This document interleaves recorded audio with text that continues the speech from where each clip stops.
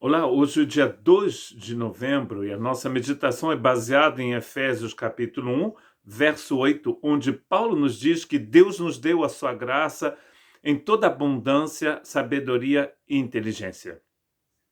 Muito importante saber que Deus nos dá a sua graça sob medida e com abundância.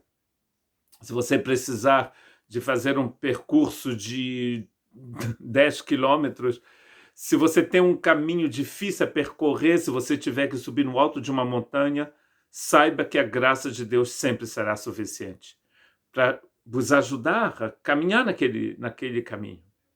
Deus nunca vai te pedir de andar trocentos quilômetros sem te dar a graça que você precisará. A gente viu no outro dia que a graça nos foi dada em toda a sua riqueza, foi manifestada em toda a sua riqueza. Mas ela também se manifesta em abundância, em inteligência, em sabedoria.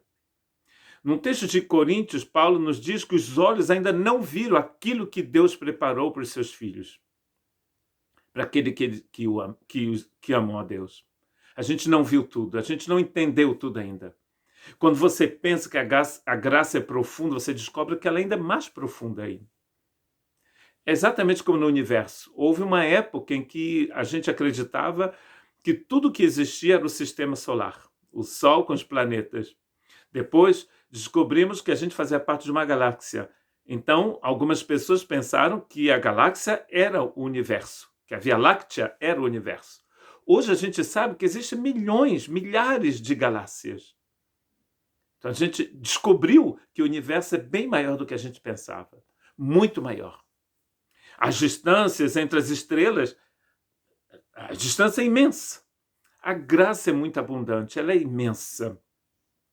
Quanto mais você caminha com o Senhor, mais você vai conhecer a graça do Senhor e a abundância desta graça.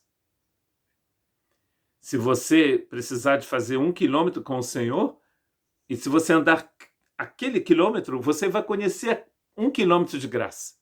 Mas se você continuar ali mais distante com o Senhor, muito mais distante, você vai conhecer a graça de Deus.